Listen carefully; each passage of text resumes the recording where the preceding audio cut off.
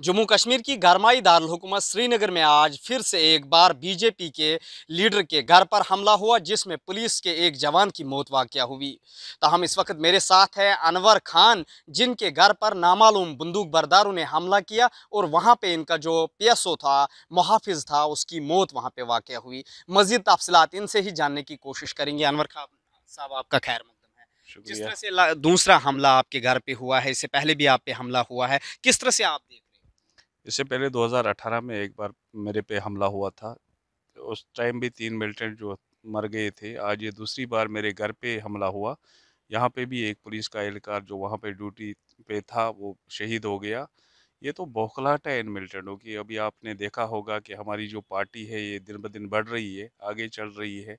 आपने पिछले इलेक्शनों में भी देखा, चाहे वो पंचायत के हो, म्युनिसिपल हो या डीडीसी के हो, तो ये नहीं चाहते हैं कि हम वहाँ आगे बढ़ें, लोगों को सच्चाई हकीकत जो है वो सामने आ जाए, वो बताएं, पता चले कि जो इससे पहले सियासतदान वहाँ पे थे उनका क्या था, वो क्या कर रहे थे, वो झूठ जो उनका था वो अब नंगे हो रहे हैं आहिस्ते आहिस्ते। तो इसलिए हम पे ये कर रहे हैं कि लोग इनसे दूर रहे। बाकी हम इन चीज़ों से डरने वाले नहीं हैं। हम हमारा जो काम है, हमारा जो मिशन है वो इंशाल्लाह जारी रहेगा। जी, जी। जिस तरह से लगातार जम्मू कश्मीर पुलिस दावा कर रहा है कि हम इनकी हिफाजत कर रहे हैं, जो भी सियासी रहनुमा है, खासकर बीजेपी का, क्या आप मुतमईन नहीं हो उस पहरे से, जो पहरा सर्विस थी वहाँ पे, पैरामिलिट्री फोर्सेस भी तैनात किए गए, कितने मुतमईन आप? देखो, अगर सिक्योरिटी की बात करोगे आप, जो सिक्योरिटी होनी चाहिए हमारे लीडरों को, जितने भी हमारे बीजेपी के लीडर हैं, प्रॉपर सिक्योरिटी अरेंजमेंट किसी के पास नहीं है। जो होना चाहिए था उतना नहीं है। ये 3 या 4 बंदे कुछ नहीं कर पाएँगे। अगर प्रॉपर्ली सिक्योरिटी अरेंजमेंट होता तो ऐसे बहुत कम ऐसे हमले होते।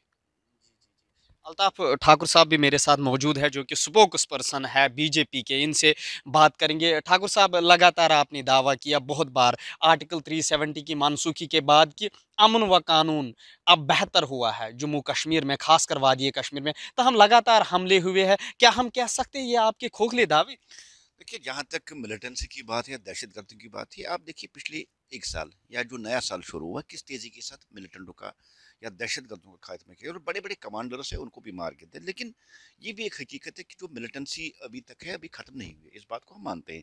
और साउथ कश्मीर जो कभी मिलिटेंसी का बहुत हॉट बेड माना जाता था, आज देखिए साउथ कश्मीर में अब हालात नॉर्मल की तरफ आ रही है। जहाँ भी गवर्नमेंट फोर्स चाहे फौज हो, नॉर्मल सी जहाँ किस चीज को हम कह सकते हैं? एनकाउंटर्स हो रहे हैं, हाँ, शोपियान में भी हुआ और नहीं, पुलवामा में भी हमले देखे। नॉर्मल से हम उस बात को कह रहे हैं। एनकाउंटर्स होते हैं, एनकाउंटर्स होते रहेंगे जब तक आखिरी मिलिटेंट नहीं बच मारा जाता है, तब तक एनकाउंटर्स होते हैं। लेकिन मिलिटेंसी जहाँ एनकाउंटर होता था, जब उस वक्त देखा जाता, पहले पहले वहाँ हजारों की तादाद में लोग आते थे, वो पत्थरबाजी करते थे, नाराबाजी करते थे, वो चीज़ अब खत्म हो गई। उसका मतलब है कि लोगों की जो जहन है वो चेंज हो गई है। उन्होंने इस बात को समझ लिया है कि जो आज तक हमें आज़ादी या पाकिस्तान का जो नारा दिया है वो खोखला है, वो कभी पॉसिबल नहीं है।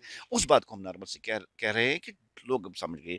लेकिन मिलिटेंट अभी मौजूद है, अभी मिलिटेंट का खात्मा नहीं हुआ। बहुत बहुत शुक्रिया आपका। ये थे हमारे साथ बीजेपी के spokes person Altaf Thakur. ET Bharat Urdu के लिए जम्मू से मैं मोहम्मद अशरफ।